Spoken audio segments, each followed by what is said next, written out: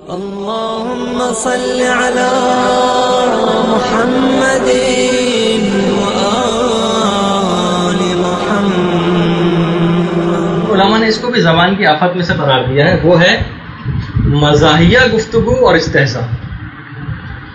مزاحیہ گفتگو کرنا، دیکھیں ہم کتنا زیادہ عام زندگی میں اس قسم کی گفتگو کرتے بھی ہیں، تو اب ہمیں دیکھنا پڑے گا کہ ہم کس انداز کی ہم کو کرنی چاہیے۔ دیکھیے مزاح جو ہے یہ نیک خوئی کا ایک جز ہے۔ ایسا نہیں کہ بہت انسان بالکل سنجیدہ اور سخت اور ویسا بن کے بیٹھ جائے، وہ نہیں، وہ تو بلکہ وہ کج خلقی کے اندر آئے گا، اتنا زیادہ سنجیدہ بن جانا۔ مزاح ہے انسان کی طبیعت کے اندر رکھا بھی ہے خدا نے، اور بلکہ نیک خوئی کا جز ہے، جو اچھی عادتیں ان کا ایک جز شمار ہوتا ہے۔ لیکن کبھی بھی آپ مزاح کریں تو اس کے اندر چند شرائط کی پابندی کریں۔ یہ جب شرطیں پوری ہوں گی تو کہا جائے گا کہ ہاں آپ نے اچھے اخلاق والا مزاح کیا۔ نمبر 1، مزاح کبھی کبھار ہو اور بہت کم ہو۔ ایسا نہیں بس ایک آدمی ہر وقت بس مزاح کی عادت ہے، ہر وقت جملے بازیاں اور جگت بازیاں کیے چلا جا رہا ہے، جملے سے جملے نکالے چلا جا رہا ہے۔ یہ جو ہم عام گفتگو کے اندر بھی دیکھتے ہیں، بس ایک جملہ اس کو مل گیا، اس نے طرح طرح کی جو باتیں کرنی شروع کرتی ہیں، خوب ہنسی مذاق بھی ہو رہا ہے، چاہے کوئی حرام گفتگو بھی نہیں ہے اس میں ہو رہی۔ تو نمبر 1 جو شرط پہ پوری اترنا چاہیے مزاح، وہ ہے مزاح کم ہو اور کبھی کبھار۔ نمبر 2، اس مزاح سے کوئی رنجیدہ بھی نہ ہو۔ ایسا نہیں ہو کہ پیچھے آپ سے ایسے ٹونٹنگ کر دی کہ ویسے تو ہنس دیا بظاہر، لیکن دل میں اس نے ایک رنج محسوس کیا۔ نمبر 2، اچھا نمبر 3، اس مزاح کے اندر کوئی اور حرام بات بھی نہ ہو۔ ایسا نہیں کہ چلو وہ تو رنجیدہ نہیں ہو رہا، لیکن اور آپ نے کوئی جھوٹ بات بول دی اس کے اندر، کسی کی نقل اتار دی اس کے اندر، تو اس قسم کی بات بھی نہ ہو۔ لوگ ہنس رہے ہیں، دیکھا آپ نے نقل اتاری، لوگ نے ہنسنا شروع کر دیا، تو پتہ چلے ایک اور حرام کام اس کے اندر ہوتے ہیں۔ 3 شرطیں۔ اور نمبر 4، آپ کے وقار کو بھی نقصان نہ پہنچے۔ ایسا نہ ہو کہ آپ کا روب و دبدبہ ہی لوگوں کے دلوں سے کم ہو جائے۔ آپ کوئی امر بالمعروف کریں، کوئی کام کی بات کریں بھی، تو لوگ جو ہنسی مذاق کر کے ٹال دیں گے، آپ کا روب و دبدبہ ان سے کم ہو جائے، آپ کا وقار کم نہیں ہونا چاہیے۔ نمبر 4 اور نمبر 5 اور آخری شرط، مزاح ہونے کے باوجود بھی وہ حق و صداقت سے خالی نہیں ہے۔ دیکھیے آپ جھوٹی بات سے بھی تو مزاح کر سکتے ہیں، سامنے والے کو بھی حقیقت پتہ ہے، آپ کو بھی پتہ ہے، آپ کیا کر تو سکتے ہیں ایسا مزاح، لیکن وہ اسلامی اخلاق پر اس وقت پورا اترے گا جب وہ مزاح ہونے کے باوجود بھی حق اور صداقت سے خالی نہ ہو۔ رسول کی حدیث بھی ہے کہ میں بھی مزاح کرتا ہوں، لیکن میرا مزاح کبھی حق و صداقت سے خالی نہیں ہوتا، جیسے کہ آپ ابھی سنیں گے بھی۔ دیکھیں خود جناب رسول خدا کرتے تھے مزاح۔ ایک شخص ایک مرتبہ رسول کے پاس ایک بوڑھی عورت آئی، وہ آپ سنا بھی ہوگا، لیکن دیکھیے اس سے بھی ریلیٹڈ ہے ہماری گفتگو سے۔ یا رسول اللہ کیا میں جنت میں جاؤں گی؟ رسول نے کہا کوئی بوڑھی عورت جنت میں نہیں جائے گی۔ اب وہاں رونے لگی، تو رسول نے کہا کہ بھائی بوڑھے بھی جنت میں جوان ہو کر ہی جائیں گے، کوئی بوڑھی عورت نہیں جائے گی۔ تو دیکھیے اخلاص رسول کی بات میں حق اور صداقت والی بات ہے، بات رسول نے بالکل صحیح، کوئی جھوٹی بات اور اس قسم کی کچھ نہیں کہی انہوں نے۔ یا ایک شخص ایک عورت رسول کے پاس آئی، کہنے لگی یا رسول اللہ مجھے اونٹ چاہیے۔ تو رسول نے کہا میں اونٹ تو نہیں، البتہ تجھ کو اونٹ کا بچہ دے سکتا ہوں۔ تو اس نے کہا نہیں یا رسول اللہ مجھے تو اونٹ ہی چاہیے تھا۔ رسول نے کہا بھائی جو اونٹ میں دوں گا وہ کسی نہ کسی اونٹ کا بچہ ہی۔ تو دیکھیے یہ بھی ایک مزہ ہے رسول کی زندگی کے بعد۔ ٹوٹل اگر ہم واقعات نکالیں، علماء نے پورے رسول کی زندگی کے ایک سمجھے کہ وہ تاریخ اور تفسیر کے اندر موجود رسول کی زندگی کے ایک رخ، لیکن کیا مشکل سے 7 یا 8 واقعات مزاح کے ملتے ہیں رسول کے، وہ پورے 7-8 واقعات میں آج بیان کرتے ہیں۔ اس کے علاوہ ایک واقعہ آپ نہیں رسول کی زندگی سے مزاح کا نکال کے نہیں بتا سکتے، اور وہ کیوں نہیں ہے رسول کی زندگی میں اتنا مزاح، وہ بھی آخر میں آئے گا۔ تو یہ تو ایک تو واقعہ یہ ہو گیا۔ یا ایک شخص رسول کے پاس آیا، رسول نے اس کی آنکھوں کو بہت غور سے دیکھا اور کہنے لگا اے شخص تیری آنکھوں میں تو سفیدی۔ اچھا وہ آدمی بڑا حیران ہو، سفیدی یعنی وہ موتیاں میری آنکھوں میں گویا اتر آئے۔ رسول نے کہا بھائی ہر شخص کی آنکھوں میں سفیدی ہوتی، سائڈ میں سفید، بیچ میں مثلا کالے رنگ کی چیز ہوتی۔ تو وہ دیکھیے یہ بھی حق و صداقت والی اس کے اندر بات تھی۔ خود رسول کے ایک صحابی بھی تھے، یعنی رب رسول کی ہمیں تبسم اور رسول کے چہرے کے اوپر ہمیں جو ہے مزاح اور ہنسی دکھائی دی ہے، وہ انہی چند ایک واقعات کے اندر۔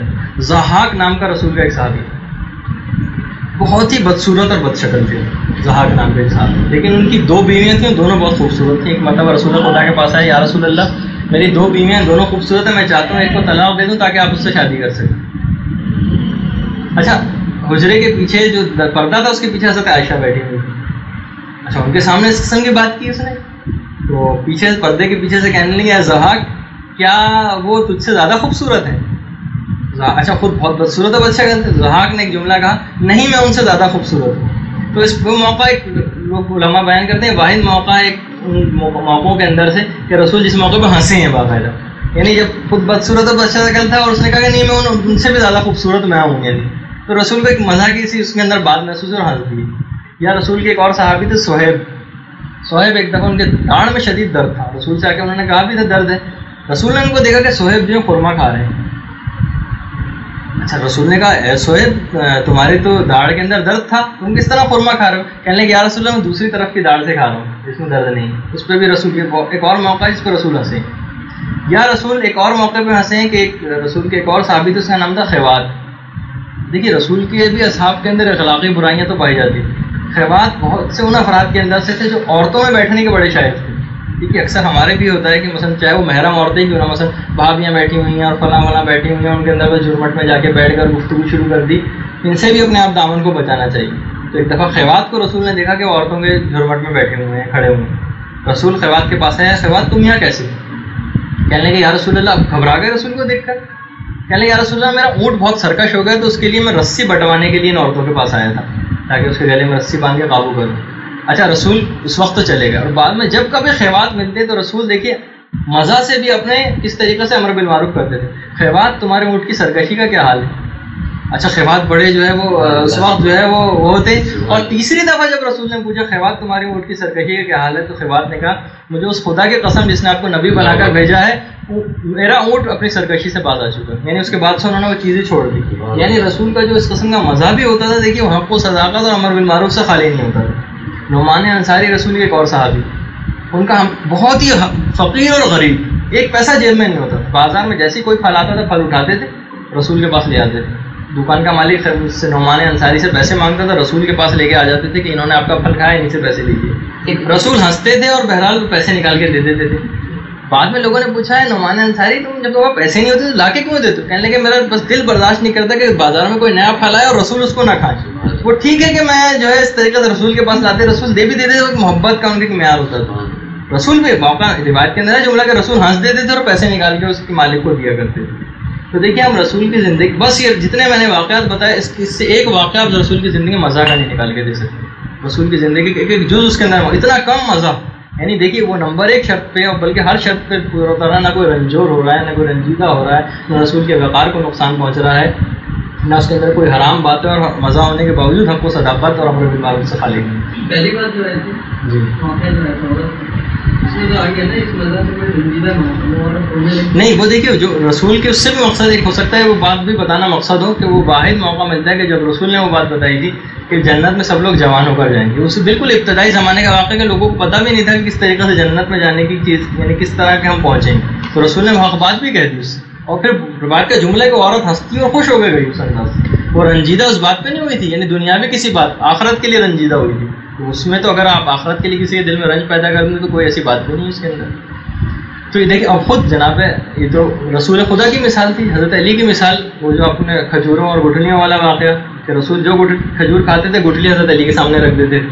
تو رسول کے سامنے تو کوئی گٹھلی نہیں تھی، حضرت علی کے سامنے گٹھلیوں کا ڈھیر ہو گیا. تو رسول نے کہا علی آج تو تم نے بہت کھجوریں کھائیں. تو حضرت علی نے کہا کہ یا رسول اللہ فرق اتنا ہے کہ میں جو ہوں گٹھلیوں سے نکال کے کھا رہا تھا، گٹھلیوں سمیت کھا رہے تھے. تو اس قسم کے جو بھی ہمیں جو ہے مولا کی ان طبیعت کے اندر مزہ ملتا ہے. اور خود آپ دیکھیں شب عاشور بھی جو مقام دیکھ لیا تھا جب اصحاب نے اپنا جنت کے اندر، تو اس وقت روایت کا جملہ کہ شب عاشور امام کے اصحاب مزہ کر رہے تھے. تو ایک صحابی نے جب امام کے دوسرے سے کہا کہ بھائی کوئی مزہ کا ٹائم، تو انہوں نے کہا یہی تو مزہ کا ٹائم ہے. یعنی جب انسان اپنا آخرت انجام سب کچھ اس کے سامنے آ گیا، وہ خوش ہو رہا ہے، تو فخر و انبساط و مزہ کا وقت ہی یہی ہے اصل. تو خود آپ دیکھیے کہ خود مولا کائنات کی زندگی میں رسولوں، دیکھیے ہمارا ایک نظریہ اور عقیدہ رجت کا نظریہ کہ ہمارے قیامت یہ جب امام ظہور کر لیں گے تو اس کے بعد زمانہ رجت شروع ہوگا. یعنی 12ویں امام کی شہادت کے بعد، 12ویں امام بھی شہید ہوں گے، 12ویں امام کی شہادت کے بعد تمام ائمہ دنیا میں دوبارہ آئیں گے اور اپنی اپنی حکومتیں قائم کریں گے. پھر جب سب کی حکومتیں قائم ہو جائیں گی پھر اس کے بعد کہیں جا کر قیامت وغیرہ آئے گی. تو رجت کے نظریے کو جو سنی حضرات ہیں وہ بہت ہی شیعوں کے لیے مذاقہ اڑاتے تھے اس نظریے کا. یا خود ایک ہمارے ایک عالم گزرے ہیں، دیکھیے بہت باقاعدہ ایک سلسلہ چلا تھا جھوٹے دعوائے مہدویت کرنے والوں کا. ایک دفعہ ایک شخص تھا شلمغانی نام کا، اس نے جو ہے دعوی امامت کیا کہ میں 12واں امام ہوں، نام مہدی میں ہوں، اور اس نے تمام شیعوں کو خطوط لکھنے شروع کر دیے کہ آؤ میرے پاس آؤ، میں تم کو اپنے معجزات دکھاؤں گا. اچھا شلمغانی اس شخص کا نام تھا. ہمارے ایک عالم کے پاس اس کا خط گیا، نام میرے دماغ سے اس وقت نکل گیا ہے. ان عالم نے صرف ایک خط کے اندر ایک جملہ لکھ کر بھیج دیا، شلمغانی مجھے کسی اور معجزے کی ضرورت نہیں، میرے سر پہ بال نہیں گن جاؤں، تم بس اپنے معجزے سے میرے سر پہ بال اگر اگا دو تو میں تم کو امام ماننے کو تیار ہو جاؤں گا. شلمغانی نے اس کے بعد ایسی چپ سادھی کبھی ان سے خطوں کی دعوت نہیں کی. دیکھیے یہ بھی انہوں نے گویا ایک لحاظ سے مزہ کیا، لیکن جو ہے وہ اس طریقے سے انہوں نے ہجو کر دی اس کی، یعنی اپنے مزہ سے بھی دیکھیں انہوں نے کس قسم کا کام لیا. جیسے کہ ہمارے ایک اور عالم تھے، بادشاہ کے دربار میں تھے، تو بادشاہ کے دربار میں جو وزیر تھا کہنے لگا جو آپ کا مذہب ہے نا شیعہ مذہب، اس کے میں نے حروف اور اعداد نکالے، اس اعداد کو جب میں نے الفاظ کے جو روپ دیا تو یہ بنا مذہب ناحق، مذہب ناحق. تو ان عالم نے دیکھی کتنا ایسا موقع تھا، اس نے کہا میں نے اعداد باقاعدہ آپ کے نکالے آپ کے مذہب کے، اس سے جو اعداد سے جو جملہ بن رہا ہے وہ ہے مذہب ناحق. انہوں نے کہا دیکھیے اب ہمارے عالم کی باری جب آئی، کہنے لگے دیکھیے ہم جو ہے فارسی النسل نہیں، اصل میں ہم عربی النسل، تو ہمیشہ یہ مذہب کے ساتھ جو ابھی نا کا لفظ آئے نا جو ہے اس کے ساتھ مضاف ہو جاتا ہے، یعنی یہ بن جائے گا مذہب و نا حق، یہی مذہب حق ہے. تو ہم کیونکہ فارسی اصل نہیں ہے بلکہ ہم عربی اصل ہیں، تو اس لحاظ سے یہ نا جو ہے اس کے ساتھ مضاف بن جائے گا. کبھی نا الگ سے نہیں عربی میں دیکھا ہوگا آپ نے، نا الگ سے نہیں لکھا ہوا تھا، تو مذہب و نا ہو جائے گا اور حق الگ ہو جائے گا، یہی مذہب حق ہے. تو دیکھیے یہ بھی انہوں نے مزہ کیا ایک لحاظ سے. میر باقر داماد اور شیخ بھائی ہمارے دونوں کتنے جلیل القدر عالموں میں سے گزرے. بادشاہ وقت نے اس زمانے میں جو تھا، اس زمانے میں کچھ محب اہل بیت بادشاہ بھی ہوا کرتے تھے. وہ ایک دفعہ دونوں کے ساتھ گھوڑے پہ چلا سیر کے لیے. میر باقر داماد بھی تھے، شیخ بھائی بھی تھے. میر باقر داماد انتہائی دبلے پتلے آدمی تھے اور شیخ بھائی بہت موٹے تھے. شیخ بھائی پیچھے رہ گئے، میر باقر داماد آگے نکل گئے. اب جو ہے وہ شخص بادشاہ جو تھا شیخ بھائی کے پاس آیا، کہنے لگا دیکھیے میر باقر داماد کو، ان کو اتنا زیادہ اپنے اوپر گویا غرور ہے کہ آپ کو بھی پیچھے چھوڑ کے چلے گئے اور آگے بڑھتے چلے گئے. اب شیخ بھائی دیکھیے کیسا موقع اس نے ایک لحاظ سے مزہ ان سے اگر کیا کہ دیکھیے تو انہوں نے آپ کی کوئی پرواہ ہی نہیں کی. تو شیخ بھائی نے کہا اصل میں گھوڑا گویا آج فخر و انبساط سے قابو میں نہیں رہا ہے ان کے، کہ میرے اوپر میر باقر داماد جیسی شخصیت بیٹھی ہوئی. یعنی دیکھیے ان کو اس لحاظ سے جواب دیا. اب جو بادشاہ گھوڑا دوڑا تھا وہ میر باقر داماد کے پاس چلے گیا، کہنے لگا دیکھیے شیخ بھائی اتنے موٹے ہیں کہ ان کے گھوڑے سے چلا بھی نہیں جا رہا ہے. اچھا اب دیکھیے کوئی مزہ ہم ہوتے تو کوئی اور مزہ کی بھی بات کہتے اس قسم کی. اب میر باقر داماد نے کہا نہیں، اصل بات ہے شیخ بھائی کے علم و فضل کا بوجھ اتنا زیادہ ہے کہ گھوڑے سے اٹھ نہیں رہا ہے، اس وجہ سے گھوڑا سلو ہو گیا. تو اب دیکھیے کوئی یہ ہمارے علماء کی مثالیں ہیں کتنی کہ وہ اپنے مزہ سے بھی اگر کبھی مزہ بھی کرتے تھے تو اس قسم کا مزہ وہ ہوتا تھا. اس طرح نہیں کہ ہمارے اس طریقے سے پانچ قسم کے مذاق اور اس قسم کے مذاق جو ہم عام طور پر اپنی زندگی کے اندر کرتے ہیں، جن کا نہ کوئی فائدہ ہوتا ہے نہ کسی کو اس سے امر بالمعروف ہوتا ہے، نہ اس میں حق و صداقت کی بات ہوتی ہے، بلکہ رنجیدگی اور حرام باتیں زیادہ ہوتی ہیں. یا آپ عام علماء کی جو ہے وہ ایک عالم نے باقاعدہ جملہ پڑھا، ایک عالم نے کسی شخص سے پوچھا تو بتاؤ اگر جنت میں جا کے کوئی شخص رنجیدہ ہو تو کتنی حیران کن بات ہے. ہاں جنت میں جا کے کوئی رنجیدہ ہو، اس سے زیادہ حیران کن تو کوئی بات ہی نہیں ہوگی. کہنے کہ اس سے زیادہ حیران کن بات ہے کہ انسان اس دنیا کے اندر ہنسے بیٹھے. یعنی جتنا تم حیران ہو رہے ہو نا، یعنی تمہارے پیچھے سب تک موت تاک میں لگی ہوئی ہے، تمہارا شیطان تمہارا راہزن بنا بیٹھا ہے، تمہارے پاس وقت نہیں ہے، تمہیں اتنے کٹھن مراحل کے ساتھ گزرنا اور تمہاری ہونٹوں پہ ہنسی آ رہی، یہ اس سے زیادہ حیران کن بات ہے کہ جنت میں جا کے کوئی شخص رنجیدہ ہو جائے. یہاں تک بلکہ باقاعدہ دیکھیے جو لوگوں کا علماء کا بھی مزہ کہ ایک عالم نے اپنے کچھ اور علماء دوستوں کو بھی اپنے گھر بلایا اور ایک سے پوچھا کہ جو ابھی عالم آئے ہیں ان کے متعلق آپ کی کیا رائے؟ کہنے لگا یہ کہ عالم کیا ہے، میرے گدھے ہیں. دیکھیے بہت سے اس قسم کے جیلس بھی ہوتے ہیں آپس میں، حسد تو علماء کے درمیان مشہور. دوسرا عالم آیا کہ آپ کی ان کے متعلق کیا رائے، جو پہلے والے نے جو رائے دی تھی. تو انہوں نے کہا کہ اس نام کے عالم ہیں، اصل میں تو بس گدھے ہی ہیں، بالکل کوئی جس طرح گدھے کے اوپر کتابیں لاتی ہیں. اب جب کھانا لگا تو انہوں نے کھانے کے اوپر لا کے گھاس رکھ دی کہ آپ دونوں نے اپنے آپ کو گدھا قرار دیا تھا، اس سے بہتر جو ہے گدھے کے لیے گھاس سے بہتر کوئی وضع نہیں ہو سکتی. یعنی مزہ بھی کیا تو اس حوالے سے کہ وہ لوگ باقاعدہ اس پہ شرمندہ اور باقاعدہ انہوں نے کہا کہ ہاں ہمیں اس قسم کی آپس میں کوئی بات نہیں کرنی چاہیے. دیکھیے وہی مزہ کے اندر ہمیشہ امر بالمعروف کا پہلو. ہم جو عام طور پر اپنی زندگی میں گفتگو کرتے ہیں، جس طرح ٹونٹنگ کرتے ہیں، مشہور ہے کہ جس طرح یہ جوش ملی آبادی تھے. مثال کے طور پر بات بیان کرتا ہوں، اپنے بہت ہی بے تکلف دوست جو کہ پٹھان تھے، ان سے کہنے لگے پشتو جو ہے وہ جہنمیوں کی زبان ہے. اچھا دیکھیے اب یہ کیا ہے، دیکھیے براہ راست ٹونٹنگ ہے اس کے اوپر. تو وہ دوست بھی کیونکہ بے تکلف تھے، انہوں نے فوراً کہا پھر آپ کو سیکھ لینی چاہیے. تو اب اس قسم کی بات یعنی انہوں نے بھی ان کے اوپر براہ راست ٹونٹنگ کی، انہوں نے بھی کر دی ہے، ہماری عام گفتگو کے اندر اس قسم کی ہوتی. یا ایک دفعہ انجمن ترقی اردو والے شبلی ان کے پاس جوش ملی آبادی کے پاس فارم لے کر پہنچے کہ اس پہ آپ ممبر شپ اختیار کر لیجیے انجمن ترقی اردو. انہوں نے فارم دیکھا، فارم انگلش میں تھا. انہوں نے کہا جس انجمن ترقی اردو کا فارم انگلش میں اس پہ کبھی دستخط نہیں کروں. تو عموماً اس قسم کی جو گفتگو ہمارے جو درمیان بھی ہوتی ہے، یعنی ایک دوسرا براہ راست تنقید، براہ راست ٹونٹنگ، سب کے سامنے اس کے لیے کوئی جملہ اس طریقے سے کہہ دینا کہ وہ ہو سکتا ہے وہ بھی جواباً کچھ کہہ دے لیکن اپنے دل میں کچھ محسوس کرے وہ، یعنی کسی وجہ کہ ان کی زبان پشتو تھی، اس کا جہنمیوں کی زبان براہ راست اس قسم کی ٹونٹنگ. انہوں نے بھی کہا کہ پھر آپ کو سیکھ لینی چاہیے.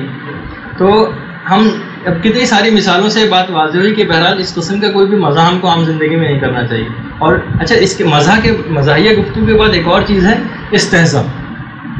دیکھیے مزاحیہ گفتگو وہ گفتگو جس کے اندر کوئی رنجیدہ نہ ہو. اگر اس مزاح سے کوئی رنجیدہ ہو جائے تو اس کو استہزاء کہا جاتا ہے، مذاق اڑانا.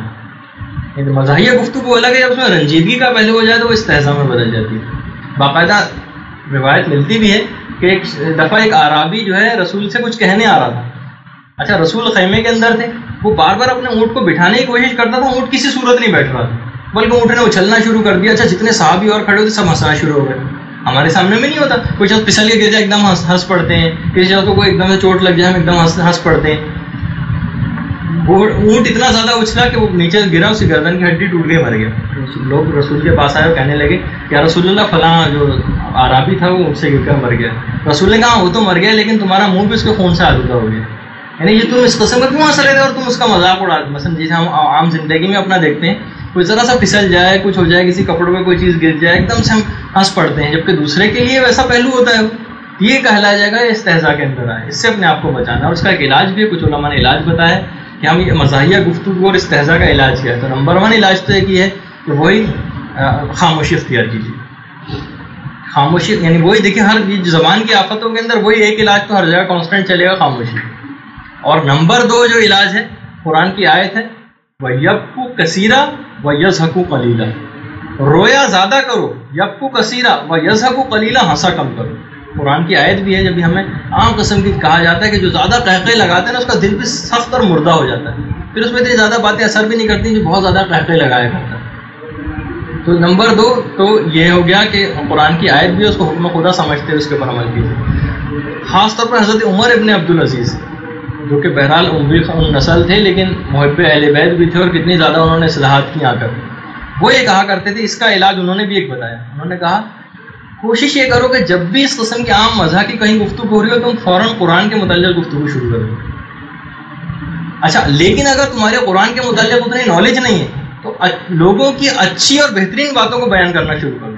کبھی آپ نے نہیں دیکھا محفلوں کے اندر بیٹھ کے جو لوگ مثلا ہم بیٹھے ہوئے کسی محفل میں، ہمارے جو دوست احباب ہیں ان کی اچھی اچھی باتوں کو نکال کے بیان کرنی شروع کرو. اگر کوئی اور مثلا ہم مذہبی بات بھی کوئی نہیں نکالنا چاہ رہے یا نہیں نکل پا رہی ہے، مثلا قرآن کے متعلق اتنی معلومات نہیں ہے، گیدرنگ کو جس قسم کے، تو لوگوں کی اچھی باتوں کا ذکر کرنا شروع کر دو تاکہ وہ مزاح کی گفتگو جو ہے بیچ میں نہ اتنی آنے پائے. کیونکہ جب مزاح کی گفتگو محفل میں آئے گی تو لازمی اس کے اندر غیبت بھی ہو جائے گی، نقل بھی اتاری جائے گی، استہزاء کا پہلو بھی آ جائے گا اور کیا کیا کچھ ہوگا وہ آپ کو پتہ ہے. اور 5ویں چیز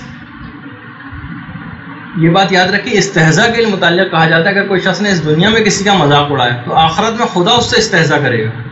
جملہ یہ ملتا ہے کہ جب اگر آپ نے یہاں کسی کا مذاق اڑایا تو جہنم میں اس شخص کو نکالا جائے گا اور اس کے لیے جنت کا ایک دروازہ سے کھول دیا جائے گا، کہا کہ جنت میں داخل ہو جائے. وہ جیسی جنت کے دروازے پر پہنچے گا دروازہ بند کر دیا جائے گا اور ایک اور دروازہ پیچھے کی طرف کھول دیا جائے گا، وہاں سے داخل ہو جائے گا. وہاں سے جائے گا، وہاں سے جائے گا، وہاں سے بھی دروازہ بند کر دیا جائے گا. بار بار جب ایسے ہوگا شدید شرم اور خجالت کے ساتھ وہ شخص مایوس ہو کر بیٹھ جائے گا اور سمجھ جائے گا مجھ سے استہزاء کیا جا رہا ہے، میرا مذاق اڑایا جا رہا ہے. پھر اس کو بتایا جائے گا دنیا میں جو تم نے اس قسم سے لوگوں کا مذاق اڑایا تھا آخرت میں خدا آج تمہارا مذاق اڑا رہا ہے اس طریقے سے.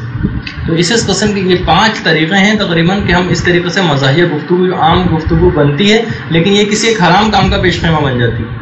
وہی اسلام کبھی بھی دیکھیے اس راستے بھی آپ کو نہیں بھیجنا چاہتا کہ جس سے آپ مباح بھی چاہے کیوں نہ ہو لیکن آپ حرام میں گرفتار ہو جائیں. مدرس کو باغ میں جانے نہ دیجو والا معاملہ ہوگا. یعنی وہ باقاعدہ مجھے اکثر ایسے موقع پہ شعر ضرور یاد آتا ہے وہ جو اچھا ہے جن لوگوں نے نہیں سنا لیکن ہے بہرحال لحاظ سے دنیاوی ٹائپ کا شعر ہے لیکن معرفت والا بن سکتا ہے. مگس کو باغ میں جانے نہ دیجو کہ نہا خون پروانے کا ہو، شہد کی مکھی کو باغ میں نہیں جانے دو. اگر شہد کی مکھی باغ میں چلی گئی تو سب پروانے مر جائیں گے. اس کے کیا معنی؟ شہد کی مکھی باغ میں جائے گی تو پھلوں کا رس چوسے گی، پھلوں کا رس چوسے گی تو اس سے شہد بنے گا، شہد بنے گا تو شہد سے موم بتی بنے گی، موم بتی جب جلائی جائے گی تو پروانے آئیں گے اور جل کے مر جائیں گے. پروانوں کو اگر جلنے سے بچانا چاہتے ہیں تو شہد کی مکھی کو باغ میں نہیں جانے دیجیے.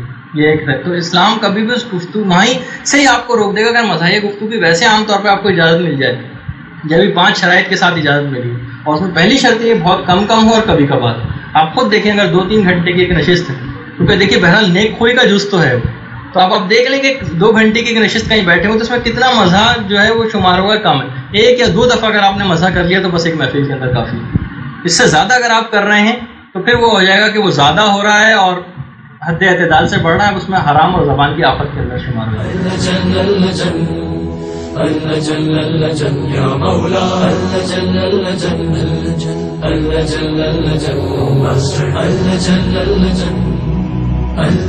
يا صاحب السماء